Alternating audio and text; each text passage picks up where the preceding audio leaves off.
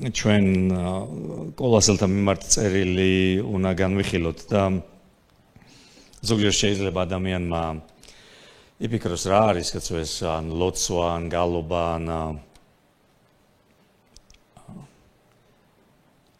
ან რამდენი უნდა ვილოცოთ ან რამდენი უნდა ვიგალობოთ მახსენდებოდა ერთი ადამიანი ძველი აღთქმიდან გახსოვთ ხანა სამუელ წინასწარმეტყველის დედა არ ვიცი ისტორია რამდენად კარგად გახსოვთ მაგრამ წლიდან წლამდე ადიოდნენ უფლის სახლში და ხანაშვილი არ ყავდა და წლიდან წლამდე ითხოვდა რომ ღმერთს მიეცა მისთვის შვილი და არაფერი არ იცვლებოდა არაფერი არ ხდებოდა ერთ წელს სხვანაირად ილოცა და იმ წელს მისი ლოცვა იყო ასეთი მომეცე შვილი და შენ მოგიძღვნე გახსოვთ წინასწარმეტყველი მიდის და ეუბნება რომ რატო იქცევი უღირსი ქალივით თვრალი ეგონა და ხანა უხსნეს და ეუბნება რომ ის ლოცულობს უფლის წინაშე სულს ვღრიო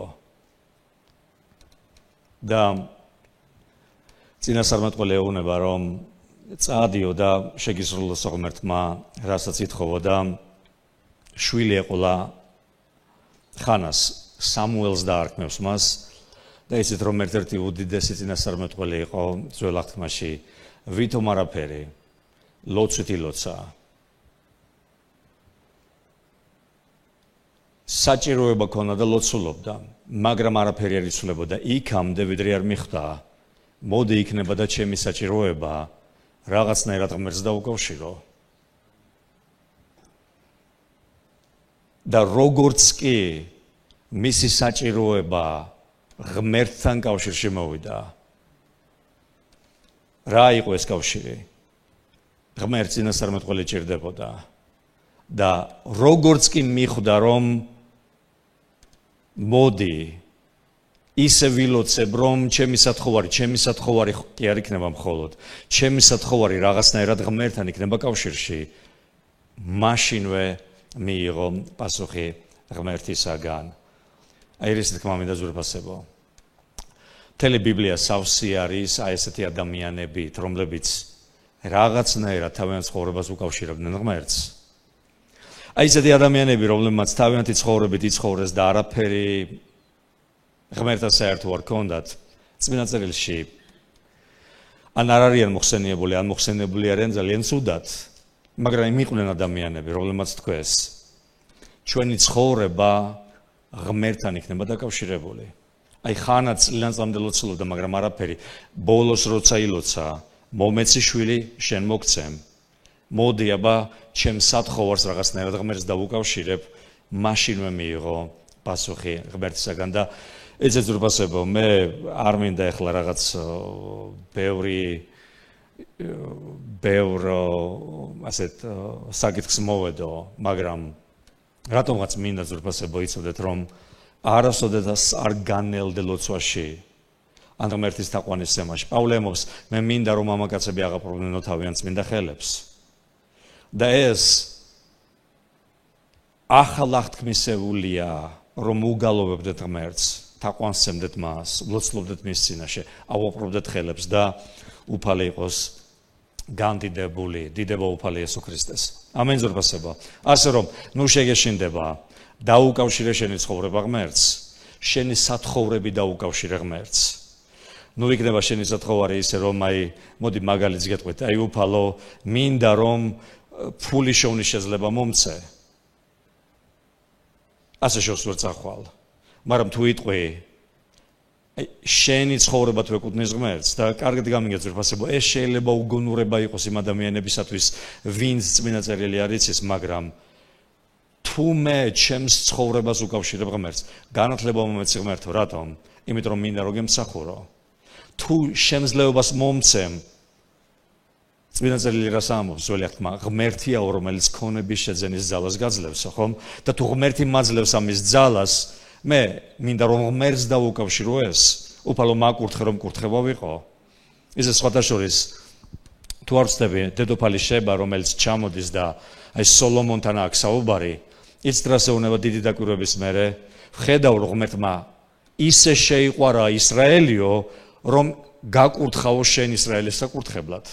ხედავ ძვირფასებო დამოკიდებულებას რომ ისრაელი შეიყვარაო ისე რომ გაკურთხაო ისრაელის საკურთხებლად და კარგი არის როდესაც ჩვენი ცხოვრება ღმერთთან არის დაკავშირებული, იმიტომ რომ ის გვაძლევს ძალას იმისთვის რომ მე მისგან მოცემული ძალით მასვე ვემსახუროთ. ასე რომ ნუ მოდუნდები დაუკავშირე შენი ცხოვრება და შენი საჭიროებებიც კი დაუკავშირე ღმერთს. იმიტომ რომ ასეთ ადამიანებთან პასუხი არის ძალიან ახლოს. დიდება უფალი იესო ქრისტეს. ასე რომ ძვირფასებო ჩვენ კოლასელები დავიწყეთ, დღეს მესამე გაკვეთილი გვაქვს. რამოდენიმე რამ გახსოვთ რა ვთქვით, პავლე არ ყოფილა კოლასეში ჩასული, პავლე ნანახიც კი არ ყავდათ კოლასელებს. ეპაფრა იყო ასეთი კაცი, რომელიც პავლემ დაიმოწაფა დიდი ალბათობით ეფესოში. კიდევ ერთი ადამიანი იყო ფილიმონი, რომელიც კოლასეში ცხოვრობდა და ისტორიკოსები ამბობენ, რომ კოლასელი დიდებული იყო, შეძლებული ადამიანი იყო. ამას ბევრი ისტორიკოსიც არ ჭირდება, იმიტომ რომ გახსოვთ ონისიმე, გაქცეული მონის ამბავზე ვსაუბრობთ ხოლმე და ონისიმეც კოლასეში ბრუნდება. ასე რომ არ ვიცი კიდევ რამდენი შეიძლება ამაზე ვთქვათ, არ ვიცი რამდენს მიგიღიათ მონაწილეობა აი ეკლესიის დაარსებაში, წამოწყებაში, იცით როგორი ძვირფასია თითეული ადამიანი. და ონისიმეც ასეთი ძვირფასი აღმოჩნდა კოლასეში. ონისიმე ძალიან სახელგანთქმული ადამიანი გახდა. ეკლესიის ისტორია ამბობს, რომ ის ერთ-ერთი ასეთი ხუცესი იყო და ეპისკოპოსიც კი გახდა და ემსახურებოდა ღმერთს, მაგრამ აი ეს ორი ადამიანი, ეპაფრა, ფილიმონი, აი ესეთი ადამიანების მეშვეობით ღმერთი ბევრ დიდებულ საქმეს აკეთებდა და იმის და მივხვდათ რომ პავლე პირდაპირ არ იყო დაკავშირებული კოლას ეკლესიასთან, რომელიც კოლასეში იყო, მისი მოწაფეების მიერ იყო დაარსებული ეს ეკლესია. აი ჩვენს გვაქვს ხოლმე ასე წესად, დიდ ქალაქში არის ხოლმე ეკლესია და მე გვაქვს ხოლმე სადაც ესეთ პატარ-პატარა ესეთი საოჯახო ეკლესიები, ხომ? და აი ასე იყო ალბათ კოლასეს ეკლესია და ლაოდიკის ეკლესიაც, ეფესოს ეკლესიიდან იყვნენ წარგზავნილები და აი ასე არსებდნენ ისინი ეკლესიებს. გითხარით, საუბრობთ იმაზე, რომ გნოსტიციზმი იყო აღზევების პერიოდი იყო გნოსტიციზმის და იმის და მივხვდათ რომ მეორე საუკუნეში ჩამოყალიბდა გნოსტიციზმი როგორც ასეთი რელიგიო-ფილოსოფიური მოძღვრება თუ სოფხედველობა, უამრავი გნოსტიციზმის ელემენტი იყო უკვე ადრეულ ეკლესიაში და დიდი ალბათობით ამით გამოიყო ეპაფრა ჩასული რომში პავლესთან, რომ მიეღო დარიგება თუ როგორ უნდა ემოქმედა აი ამ ცრუ სწავლების წინააღმდეგ. და ჩვენ ბევრი ვისაუბრეთ ზურფასებო ამის შესახებ, მე აღარ მინდა ახლა ყველაფერი გავიმეორო, უბრალოდ მინდა რომ პირველი თავის აი იმ მუხლიდან გავაგრძელოთ, რომელ მუხლზეც გავჩერდით, ჩვენ თუ არ ვცდები გავჩერდით 22 მუხლზე და ნახეთ პავლე მოციქული რას ამბობს, ჩვენ 22 მუხლიდან 29 მუხლების ჩათვლით წავიკითხავთ და ნახოთ შემდეგ რამდენს მოვასწრებთ. და ნახეთ მოციქული პავლე რას ამბობს, ახლა კი შეგირიგათო თავის ხორციელ სხეულში და ყურადღებას ამახვილებს ხორციელ სხეულზე, იმიტომ რომ გნოსტიკები ამბობდნენ, რომ იესოს მოჩვენებითი სხეული ქონდა და პავლე ყურადღებას უმახვილებს, რომ მისი ხორციელი სხეულია ეს. მისი სიკვდილის მეშვეობით, რათა წარგადგინოთ თქვენ წმინდები უბიწონი და უბრალონი თავის წინაშე, ოღონდ ნახეთ თუ დარჩებითო მტკიცე და შეურყეველნი რწმენაში და არ გადაუხვევთო სახარების იმედს. კიდევ ერთხელ ღვთის მადლი ადამიანის მიმართ და ადამიანის პასუხისმგებლობა რომ რჩებოდეს ამ მადლში. პავლე ამბობს, ეუბნება კოლასელებს, რომ უნდა დარჩეთო მტკიცე და შეურყეველნი რწმენაში. დიახ, ღვთის მადლი ერთი ასეთი დიდი თეოლოგია იყო. და ის ამბობდა ასეთ რაღაცას. გადარჩენა არის უსასყიდლოდ მოცემული ჩვენთვის, მაგრამ მოწაფეობა სიცოცხლის ფასად დაგიჯდება. აბა კარგად მოусმინეთ ზურფასებო. გადარჩენა კი მოგვეცა უსასყიდლოდ, მაგრამ თუ ნამდვილი მოწაფე ხარ, ეს მოწაფე სიცოცხლის ფასად დაგიჯდებაო შენ. ანუ შენი სიცოცხლე აღარ გეკუთვნის შენ, შენი სიცოცხლე ეკუთვნის ქრისტეს.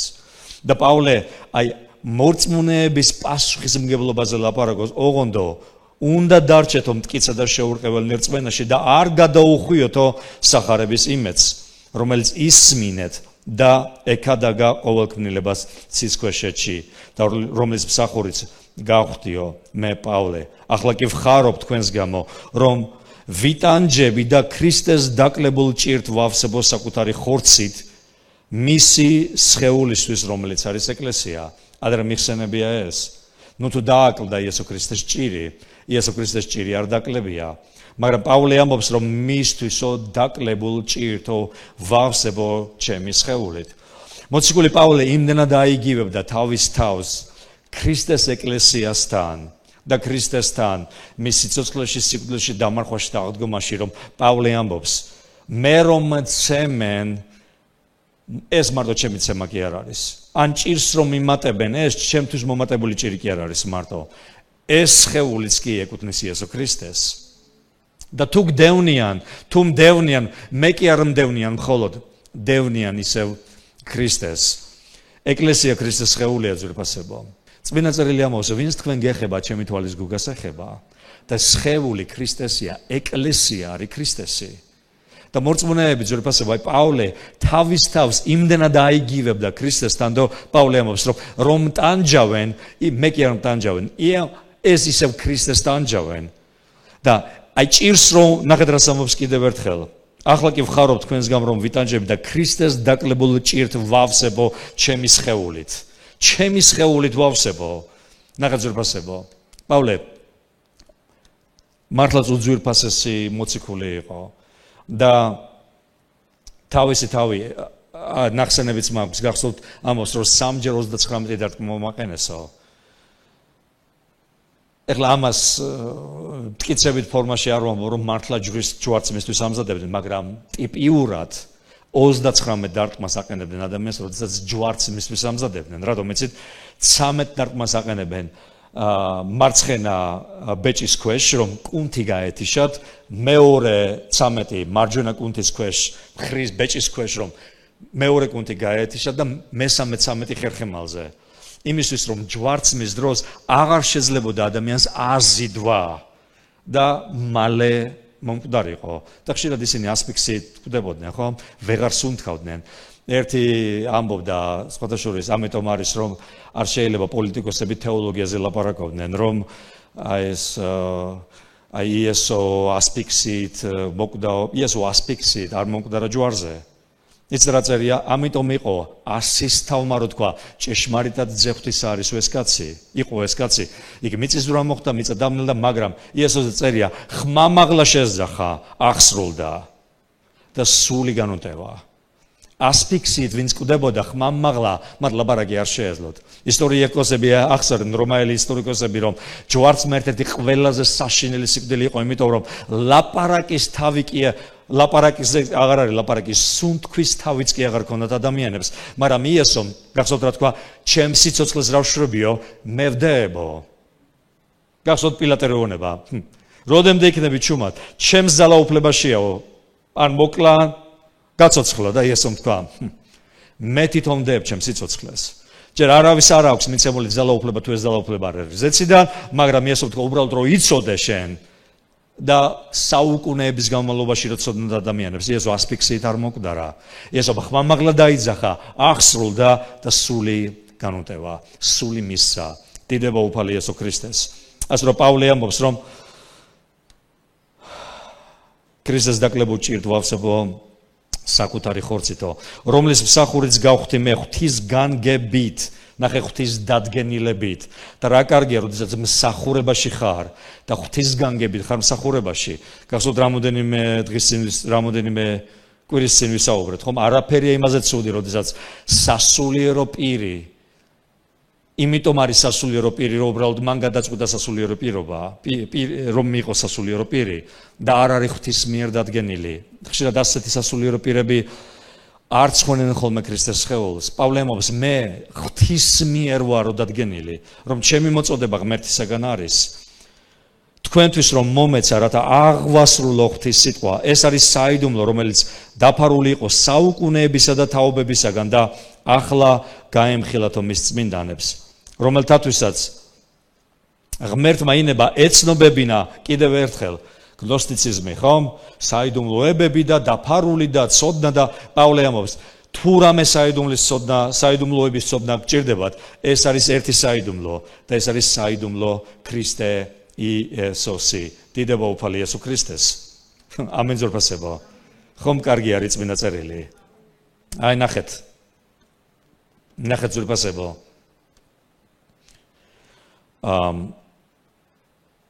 პირველი კორინთელთა მეორე თავის 6:12 მუხლები. ხოლო სიბრძნეს ვლაპარაკობთ მოწიფულთა შორის. ოღონდ არა სიბრძნეს ამ წუთისოფლისას.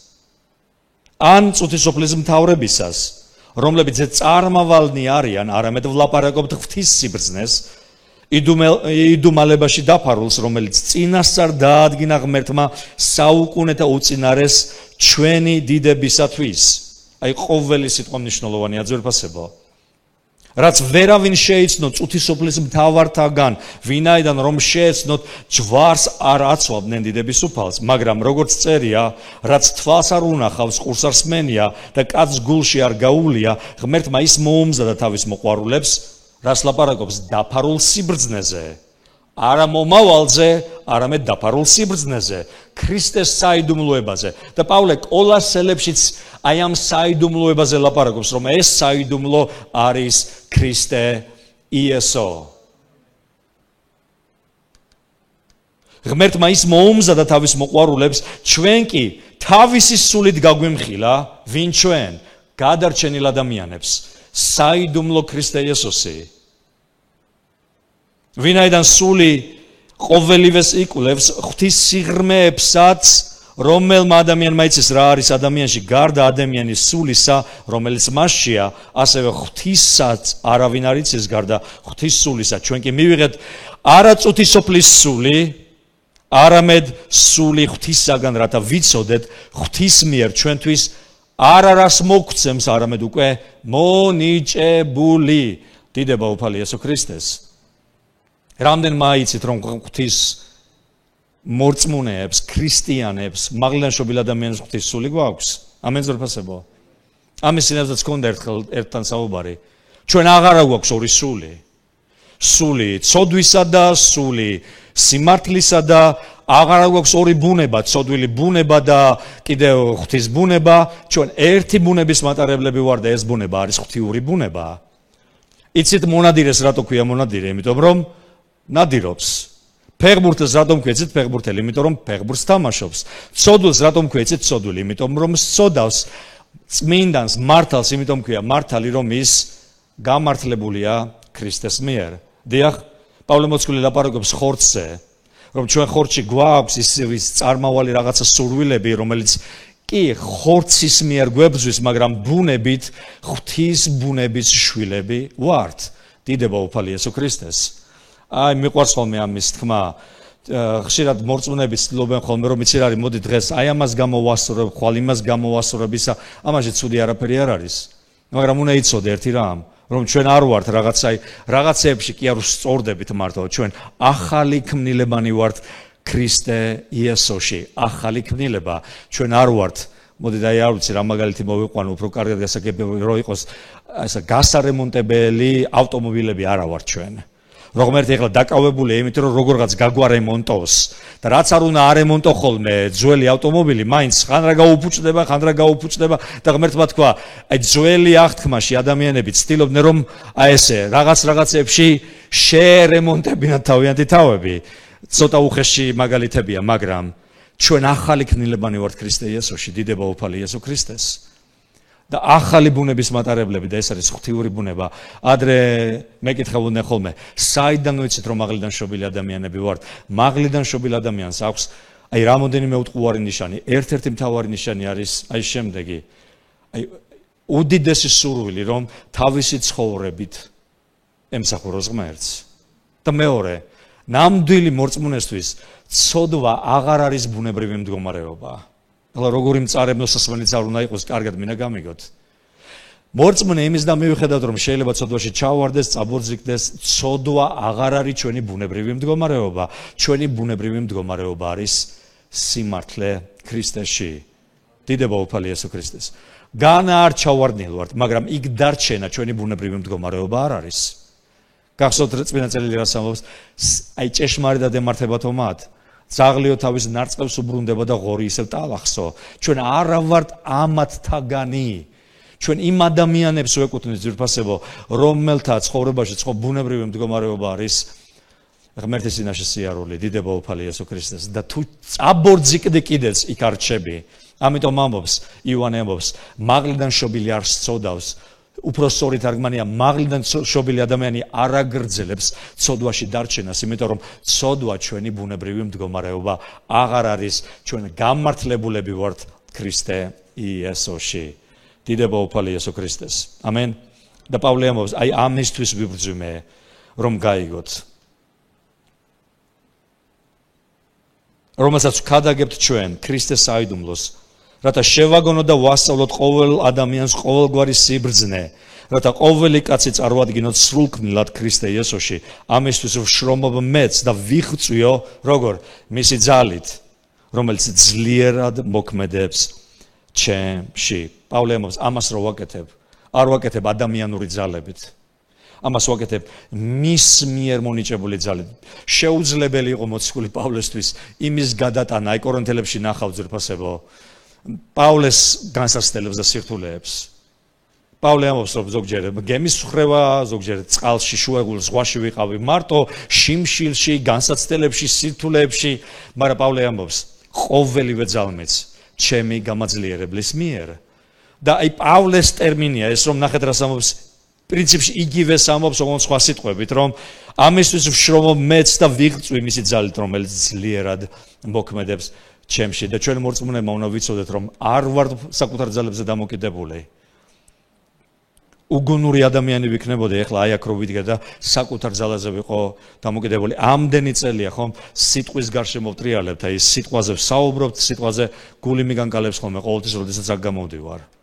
და არ მინდა დავკარგო ეს. რატომ იცით? იმიტომ რომ ამ მდგომარეობაში უფრო მეტი მაქვს ნდობა ღმერთთან. დიდება უფალი იესო ქრისტეს.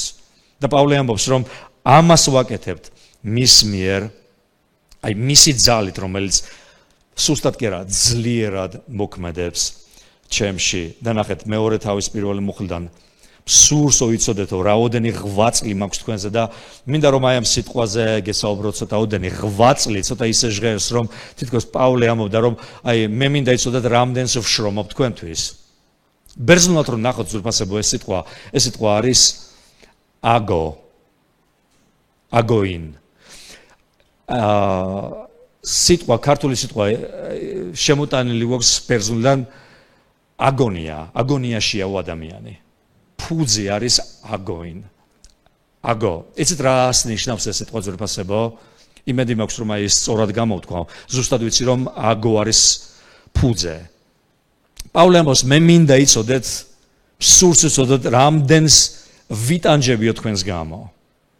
არ ვიცი ახლა პავლეს ტანჯვები მადამი ლოცვაში გამოიხატებოდა, აი ამ დარჩი და ეს ძვირფასებო ეკლესიის მწყებსებმა იციან რას ნიშნავს. განსაკუთრებით მაშინ, როდესაც ეკლესიისგან შორს ხარ და ფიქრობ ეკლესიაზე და იტანჯები, აგონია. პავლე ამბობს, მე აგონია, ტანჯვას გამიმცდი თქვენს გამო.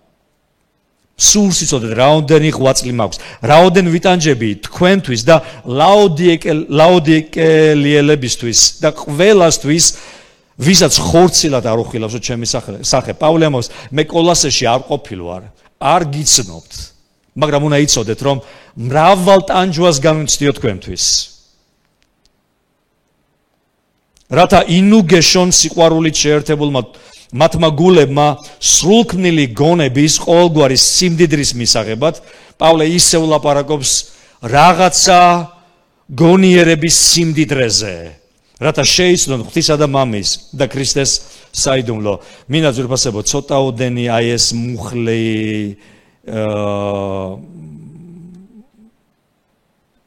ცოტაოდენი გავშალოთ და პავლე რამოდენიმე რამეზე ამბობს.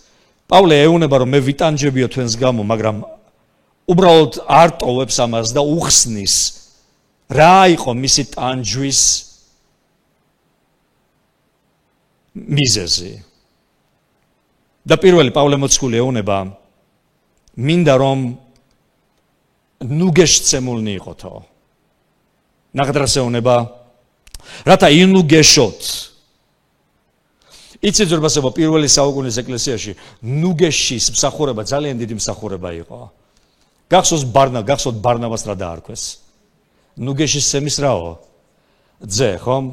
და ვინც ისტორია იცით, მე მიყვარს ამის გამეორება. ბარნაბა იყო ანტიოქიაში, აი პავლე რომ მოძებნა და მოიყვანა ანტიოქიაში. ისე საინტერესოა, მე-13 თავამდე სულ 100 არის ბარნაბა და პავლე, მე-13 თავიდან როლები იცვლება პავლე და ბარნაბა. და ბარნაბას ამაში პრობლემა არ ქონია. ნუგეშის სემის ძე იყო. აი პავლეს წერილებს თუ ნახავთ, პავლე ხშირად ამბობს იმაზე, რომ მინდოდა მოვსულიყავი მეწილადებინა სულიერი ნიჭი, რათა მენუგეშებინეთ. და პავლე ამბობს, მინდა რომ ნუგეშცემულნი იყოთ თქვენ, კოლასელები. და ნახეთ რა ეუბნება ძვირფასებო. მხოლოდ ნუგეშის ცემაზე არ ელაპარაკება, პავლე მოციქული ეუბნება, რომ ნუგეშის ცემასთან ერთად მე მინდა რომ სიყვარულით იყოთ გაერთიანებულნი. საინტერესოა რა ძვირფასებო. სიყვარულით შეერთებულმა მათმა გულებმა. რომ თქვენი გულები იყოს სიყვარულით გაერთიანებული. დიდება უფალი იესო ქრისტეს. აბა გაიხსენეთ უფალი იესო ქრისტეს სიტყვები. იესო ხშირად ლაპარაკობდა იმის შესახებ, რომ გიყვარდეთ ერთმანეთი. იოანე მოციქულსაც ჰქონდა გადადებული ეს და ეფესოში ისტორიკოსები ამბობენ, რომ მისი ბოლო ქადაგებაც ასეთი იყო. პატარა შვილებო გიყვარდეთ ერთმანეთი.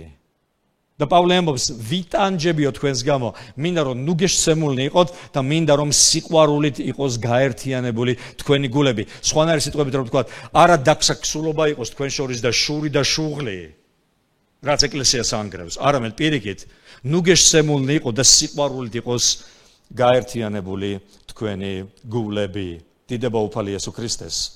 ამენ ძვირფასებო. და მინდა რომ აიძვირფასებო ეს მუხლიც კარგად გაიგოთ.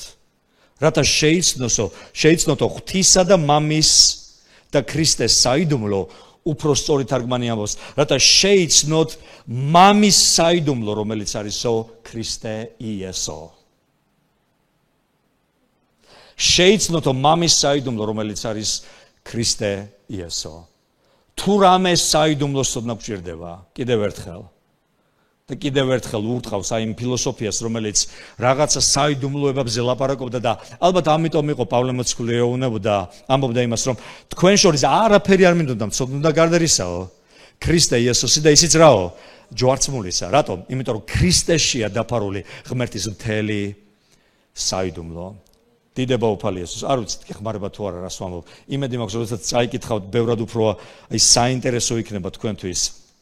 წასაკითხათ ეს მუხლები. მესამე მუხლი, რომელშიც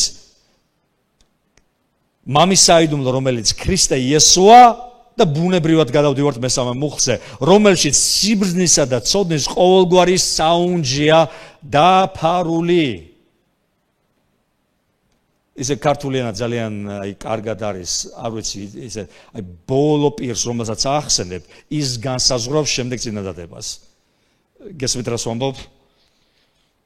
აი წინადადება ვისიც მთავრდება, შემდეგი წინადადება განსაზღვრავს ანუ იმაზე, ან იმ საგანზე, რომელიც ბოლოს არის ნახსენები წინადადებაში. და პავლე მოციქული ამბობს, რომ მე მინდა იცოდეთ მამის საიდუმლო და ეს საიდუმლო არის ქრისტე იესო და ბუნებრივად გადადიხარ მესამე მუხლზე, რომელშიც სიბრძნისა და ცოდნის ყოველგვარი საუნჯეა დაფარული. პავლე ამბობს, ნუ გიტაცებენ ეს მასწავლებლები, რომლებიც ჩამოდიან თქვენთან და გელაპარაკებიან რაღაცა სიბრძნეებზე, რაღაცა საიდუმლოებებზე და დღევანდელი გაკვეთილის მთავარი თემა ალბათ მიხვდით, რომ ეს არის იესოა ღმერთის სიბრძნე და ღმერთის საიდუმლო.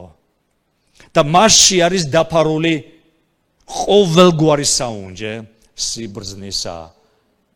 გინდა შეიმეცნო ღმერთი, კიდევ ერთხელ მინდა ამის გამეორება, შეიმეცნე იესო ქრისტე. დიდება უფალი იესოს. ამენ. ამას იმიტომ გეუბნებითო პავლე მოციქული ამბობს, რომ დამაჯერებელი მჭერმეტყველებით არავინ შეგაცდინოთ. აი ჩამოდიან თქვენთან ადამიანები, ხო უფრო კარგად გასაგები ხდება პავლე რას, აი რის წინააღმდეგ ლაპარაკობს, რატო ელაპარაკება, რა უნდა რომ გააგებინოს მორწმუნეებს. ეუბნება რომ ამას იმიტომ გეუბნებით, რომ არიან ადამიანები, რომლებიც ჩამოდიან და იმდენად ლამაზად ლაპარაკობენ, რომ ფილოსოფიას და შეხედულებას და აი რა კარგია აი ამერიკაში ყოფნისას ის სხვადასხვა აქ რო ჩამოყავთ მანქანებიც აი ესეთი ხშირად არის ხოლმე ესეთი უკან ესეთი სლოგანია coexist. გინახია თუ არა სხვადასხვა რელიგიური სიმბოლოა ჯვარის ჩამატებული აქვს და coexist ანუ თანაარსებობა ხო? და რა როგორ ისე ლამაზად ჟღერს ხოლმე აი ადამიანური რაღაცნაირად ისეთი აი ისე ლამაზად ილაპარაკებენ ხოლმე რაღაცა შეხედულებით ისე კარგად აი უნივერსალიზმი ღმერთს უყვარს ყველა და აი ღმერთმა და არა და ღმერთი ამბობს შევიძულე ესავი ნუ თუ შეუძლია ღმერთს აქვს სიძულვილი უამრავი მუხლია წმინდა წერილში სადაც წერია რომ მე მძულს ღმერთი ამბობს და ჩვენ ღვთის ხატად და მსგავსად ვართ შექმნილები და ეცეთ ნამდვილი ქრისტიანული ცხოვრებაც ეს არის რომ გიყვარდეს ის ხაზი მინდა გავუსვა და კარგად დაიმახსოვრეთ გიყვარდეს ის რაც ღმერთს უყვარს და შეიძულო ის რაც ღმერთს ძულს დიახ ჩვენ ყველანი გავდივართ აი ამ განწმენდის პერიოდს და აი ამ განწმენდის პერიოდში არის რომ რაღაცებს ღმერთი მოგვაცილებს ასე მაგრამ საბოლოო ჯამში მაინც იქამდე მივდივართ ახალი ქმნილებანი რომ გვიყვარს რაც გვიყვარს ეს უკვე მოგვეცა ჩვენ შიგნით გვაქვს იცით ეს ყველაფერი და შევიძლოთ ის რაც ღმერთს სძულს მეხუთე მუხლი ვინაიდან თუმცა ხორცელად შორს ვარ თქვენგან სული თქვენთან მიმყოფები და მიხარია რომ ხედავ თქვენს წესიერებას და თქვენი რწმენის სიმტკიცეს ქრისტეში გახსოვთ თუ არ ვცდები ფილიპელებს ეუბნება პავლე მოციქული ერიდეთო ძაღლებსო ერიდეთო ცუდმუშებს რატო ძაღლებს იმ პერიოდში იცით ძაღლები არ იყვნენ შინაური ცხოველები ძაღლები ქალაქის გარეთ ნაგავს ჭამდნენ და იცით ავადმყოფობის გადამტანები იყვნენ ძაღლები. ხშირად ქალაქში თუ ავადმყოფობა გაჩნდებოდა იმიტომ რომ ძაღლს ქონდა ხოლმე მიტანილი დაავადება ქალაქში და პავლე ამბობს 100 არიანო ცრუმასავლებლები. ჭამენ ყველაფერს რისი ჭამაც არ შეიძლება და შემდეგ მიდიან და აი ამ როგორც დაავადება ისე მიაქვთ ხოლმე და წამლავენ ადამიანებს და პავლე ფილიპელებს ეუბნება ერიდეთ ასეთ ადამიანებს ნუ მოტყუდებით ლამაზი სიტყვებით და მეექვსე მუხლი ისევ იმაზრს ახსენებს მოდით ისევ კონტექსტი ვნახოთ 23 მუხლი ოღონდ თუ დარჩებით მტკიცე და შეურყეველნი რწმენაში და არ გადაუხოთ სახარების იმედს ხომ და მეექვსე მუხლი ნახეთ როგორი კარგად ისევ აზრი აი ისევ ის აზრია ამიტომ როგორც მიიღეთ ქრისტე უფალი ასევე ვრაო იარეთო მასში ფესვგადგმულებმა და მასში აღშენებულებმა როგორც გისწავლიათ რწმენით გულდაჯერებულება და გარდამეტებული მადლიერები ცოტათი უნდა გავმარტოთ ეს მუხლი თორე შეიძლება ბევრი რამ გაუგებარი დარჩეს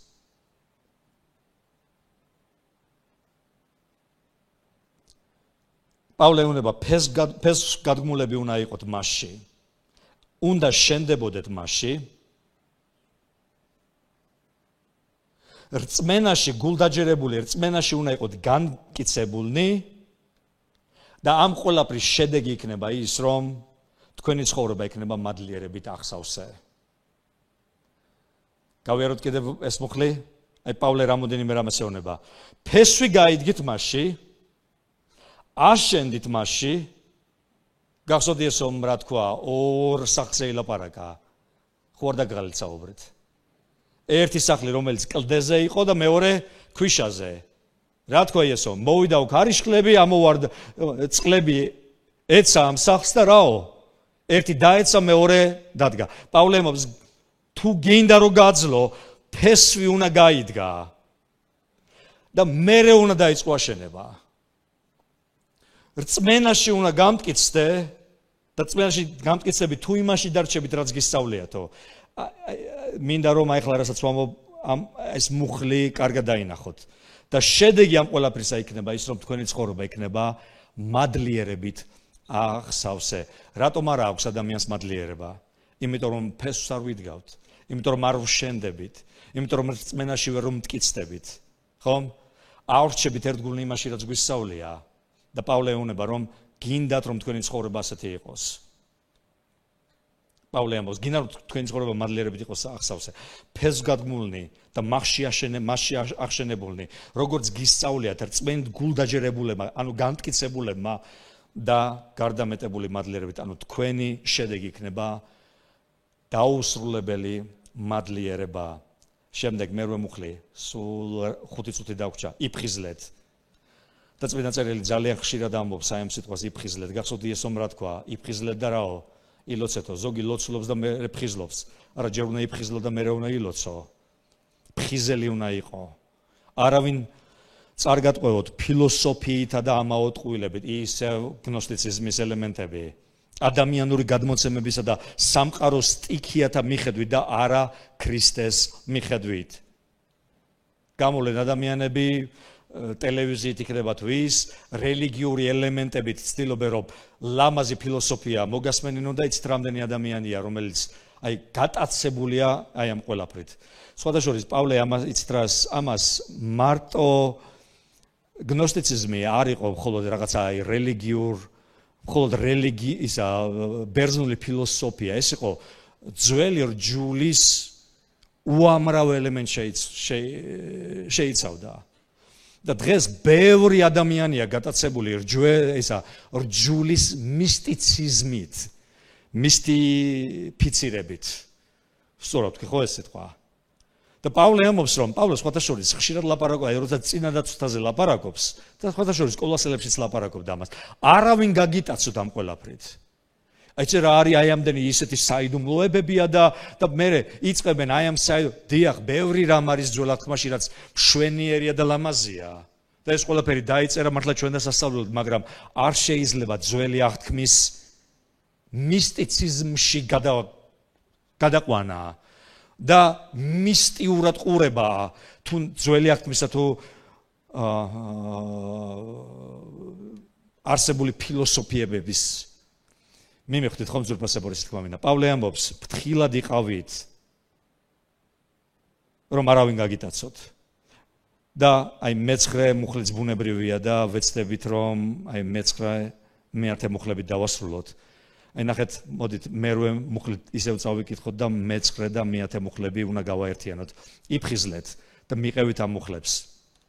არავინ წარგატყვევოთ ფილოსოფიითა და ამაოდ ყვილებით, ადამიანური გადმოცემებისა და სამყაროს სტიქიათა მიხედვით და არა ქრისტეს მიხედვით და ისევ ურტყავს აი ამ შეხედულებას, ვინაიდან მასშია სხეულებრივად დამკვიდრებული ღვთაებრიობის მთელი სისავსე, არა ნაწილი. გნოსტიკები ამბობენ, რომ იესო მხოლოდ ნაწილი ამ ყველაფრის. და დღეს ბევრი ფილოსოფიური შეხედულებაა, რელიგიური შეხედულებებიც, რომლებიც იესოს მხოლოდ აი ნაწილობრივ განიხილავენ და არიან სხვათა შორის მორწმუნეები, ზოგიერთ შეიძლება ჩვენ ეკლესიაშიც არის, რომ ბოლომდე ვერ დაუჯერებიათ, რომ იესო არის ღმერთი და პავლე ამბობს. ისევ კიდევ ერთხელ იოანეს მე მინდა რომ სახარებას მთლიანობაში ვხედავდეთ. დასაწყისში იყო სიტყვა, სიტყვა იყო ღმერთთან, სიტყვა იყო ღმერთი და მე-14 მუხლი ხომ სიტყვა გახდა ხორცი და პავლე იგივეს ამბობს. სხვანაირი სიტყვებით, ვინაიდან სხეულებრივად აი ის რომ ხორცი გახდა, მასშია დამკვიდრებული ღმერთის მთელი სისავსე. საიდუმლოა, არ ვიცით როგორ, მაგრამ სხეულებრივად, ორი რამე სხეულებრივად და მასშია დამკვიდრებული ღმერთის სრული სისავსე.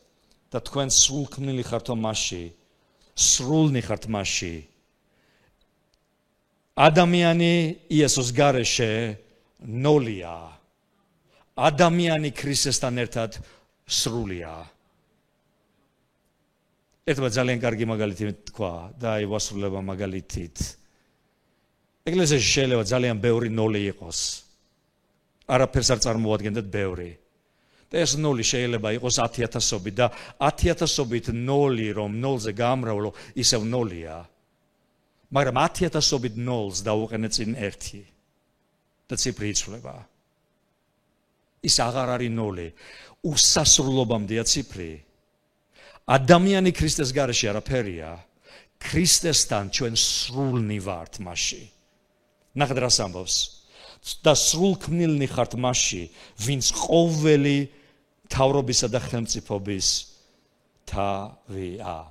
დიდება უფალი იესო ქრისტეს. ამენ. ასე რომ იესოს კონდეს პირველობა, დიდება, პატივი და თაყვანისცემა ყველაფერში. პავლე ამბობს, ეუბნება კოლასელებს, რომ ღვაწლი მაქვს. ეს ღვაწლი იყო სიტყვა ტანჯვა, აგონია. ბევრს ვიტანჯები იმის გამო, რომ არ მინდა რომ ვიღაცამ გაცდონოთ. არ მინდა რომ ვიღაცამ მოგატყუოთ. იცით როგორი მწარია, როდესაც მოისმენ ხოლმე რომ ეკლესიაში არის ადამიანი, რომელმაც ვიღაცას მოусმინა და იმენად გაიტაცა იმ ვიღაცის ფილოსოფიურმა სოფხედველობამ, თუმცა ეს ფილოსოფიური სოფხედველობა ბევრი აიღებს ხოლმე და რაღაცა მუხლსაც მიუსადაგებს, ხომ? და გატაცებულნი არიან ხოლმე 1000 გვარი რაღაცები. აი მაგალითად, რატომ უნდა ვიყო ეკლესიაში, ან რატომ არის ესე, ან რატომ იესო ხომ ხო არ შეიძლება რომ იყოს სრული ღმერთი, ის ხო კაცია და პავლე ამბობს ვიტანჯები, როდესაც მესმის ეს რაღაცეები. და ღვაწლი მაქვს, პავლე ამბობს, ეს ტანჯვა ჩემში იმით გამოიხატება, რომ ყველაფერს ვაკეთებ იმისთვის, რომ მორწმუნენი დარჩეთ ქრისტეში. თუ საიდუმლოს ეძებ, ეს საიდუმლო ქრისტეა. თუ სიბრძნეს ეძებ, ეს სიბრძნე ქრისტეა. თუ გამოსყიდვას ეძებ, ეს გამოსყიდვა ქრისტეა. თუ უფალს ეძებ, ეს უფალი ქრისტეა. თუ ღმერთს ეძებ, ეს ღმერთი ქრისტეა. იესო თქვა, მე ვარ გზა, ჭეშმარიტება და სიცოცხლე. დიდება უფალი იესო ქრისტეს.